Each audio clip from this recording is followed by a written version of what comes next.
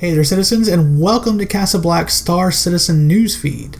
I know your time is valuable, so let's get right to it.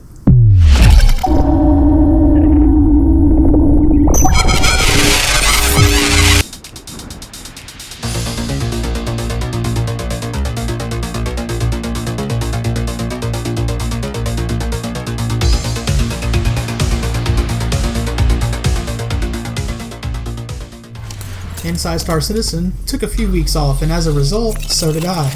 Last week was a little dull with news, and even when Inside Star Citizen came back, it was kind of light on content. We got a quick look at loot generation, where a couple of devs discussed some pretty standard fare when it comes to loot generation in games.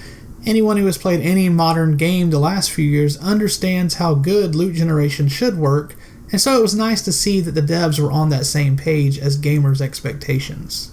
Moving on to the sprint report on Inside Star Citizen, we got some visual effects, which, again, were pretty standard fare, and things that, while not mind-blowing by themselves, will add to the overall beauty and realism that Star Citizen is aiming for. I will say that the fire preview is really growing on me and something I am most anxious to see in-game, as you can see here. The way the smoke and flames travel is pretty breathtaking.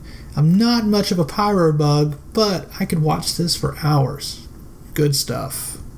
Now moving on to this week, we got a glimpse at the subscriber flare. I myself have been too busy to check out the responses on Reddit, but if their sentiments match my own, I have to say it's not really worth the sub, at least not to me.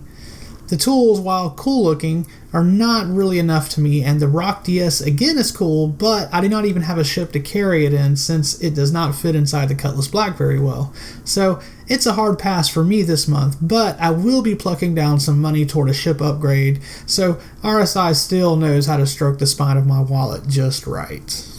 Now on to the real juicy news. We got a monthly report this week for the goings-on in July. As you can expect, much of what was worked on in July was for patch 3.14, which is supposed to drop like any hour now, but as of this script writing, it still has not, even though there was a Twitter tease early this morning. I shall try to break this down as succinctly as possible so we can keep moving. In AI content, mocap was shot for vendor actions, and my wife's dream of spending virtual money on coffee is soon about to rival her real-world coffee spending habit. I can definitely see her having me stop at every space station to grab some coffee. Doctor and nurse elements for medical behavior were worked on, so I guess we can expect to hear the word stat thrown around, which will be like a throwback to 1994 when the hit TV show ER came out. God, most of the people in this pic went on to do little else. The Orison Voyager Bar AI bartender work was put on hold, which explains why my interaction with said bartender was so horribly awry recently. Moving on, it seems that AI for FPS combat was worked on, so the NPCs will now be more thug-like and aggressive in how they come at you. Look for taunting and surrounding additions to make your combat more enjoyable. The AI tech team worked on planetary pathing and cart pushing. I, for one, am hoping you can get in a wheelchair or a gurney and get pushed around the medical facilities until your little heart is content, fulfilling my childhood wishes of getting to play while at the hospital. Or just recreating the Days of Thunder wheelchair race with a buddy. The art environment team worked on more polish to Pyro's planets and moons, which was great to hear. I don't know about you, but every time I read something that wasn't 3.14 related, I perked up. The Montreal base team worked on more hospital stuff with gray boxing on Grim Hex. Area 18 and Lorville's hospitals are approaching white box complete, and due to their larger size, it is taking more time, which is pretty understandable. In ship news, of course, the Constellation Taurus was completed and work continued on the Ares variants as well as the Drake Vulture, which was pretty exciting. The UK team worked on a yet-to-be-announced ship, which has them excited, so once again, I am excited. My wallet, though, not too excited. The Redeemer received its exterior damage meshes and final polish pass, so that should be in players' hands very soon, I think. The Saber's cockpit and lighting were wrapped up, putting it one step closer to being in our hands as well. Oh, and last but not least in ship news, the fueling arm work began for the upcoming Refueling game loop, which should make my time working one day at a gas station seem worthwhile. No, literally, I only worked a single day at a gas station one time a long time ago. There were a bunch of crazy sounding smart things that happened with the engine teams that I cannot even begin to go into here for you guys, so I will just skip that. If you can understand tech jargon and know what a quirk is and understand packet cache, etc., then please feel free to read the info and then translate it into a Dr. Seuss bedtime book for me in the comments down below. The gist of what I read is that they are closer to being able to have a game that runs well enough, but there's still more work to do. Also, they worked on volumetric cloud improvements so it does not turn your game into a PowerPoint presentation while you're on Orison.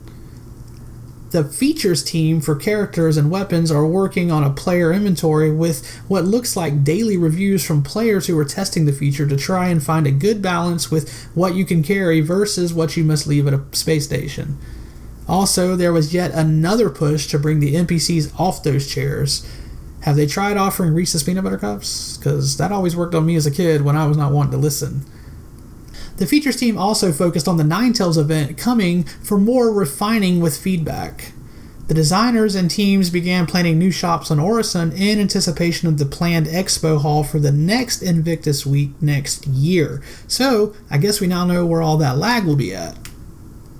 Heading into the end of the monthly report, a lot of time was spent on polish for 3.14 from many of the teams such as lighting, props, as well as the vehicle teams, groundbreaking work on the new ship combat and ping UI, which that ping UI is being worked on for the FPS on ground scanning as well. Overall, a very busy month for the teams, with the hard work appearing to be paying off for those who have been testing 3.14 in the PTU. Now before we end this, we actually got another Inside Star Citizen last night, so I had time to add it to this news update. So what do you know? 2 Inside Star Citizens in one episode. The August 5th episode was a little more substantial by first showing a new feature called Origin Stories, where we, the audience, get to know a dev working on the team who we might not know and adore yet, which is great because it also gives us another target we can jokingly grief on social media and give poor John Crew a break. This week's origin story comes from STEPH Bedford, who is a producer and who helped bring us the awesome Tonk, making her already a hero in my eyes who can do no wrong. Her story of how she broke out into gaming was fascinating and a good watch. She briefly touched on her future work, which includes the Ares, Vulture, and A2 version of the Hercules. There were a few brief glimpses of these ships, so that was a great watch and totally worth it. After we got to know Steph, Inside Star Citizen moved on to another sprint report, which showed us some cool stuff, starting with early footage of the fueling arm, which was discussed earlier in the monthly report. That was very exciting and cool looking to watch. We also got an early look at bombing and how that might work, or not work, but it was good to see the progress being made, and I like how they are recycling the missile tech, just leaving off the thruster portion to use it for bombing, which of course saves time on development. Every little bit helps. Next, they showed us a quick look at drunk flying, which I personally am looking forward to. The controls will of course be a little wonky while drunk, and the early look at the blurred vision is about what I was expecting. We also got a gray box progress look at the Aegis Redeemer.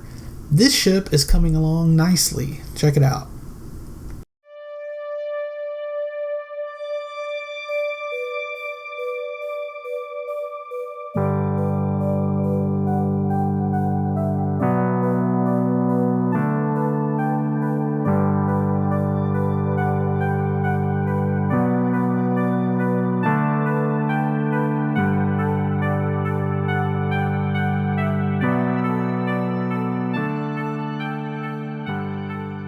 We also got a glimpse at the upcoming Crusader showroom and a stunning and surprising view of a moon from the Nyx System, which was very nice to see and gives me hope that we might get a couple of star systems together sooner rather than later.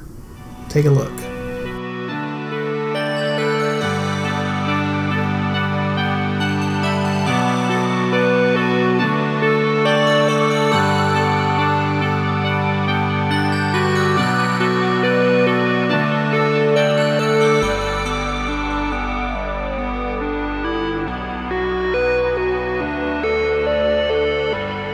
So that is going to do it for today's Star Citizen news update.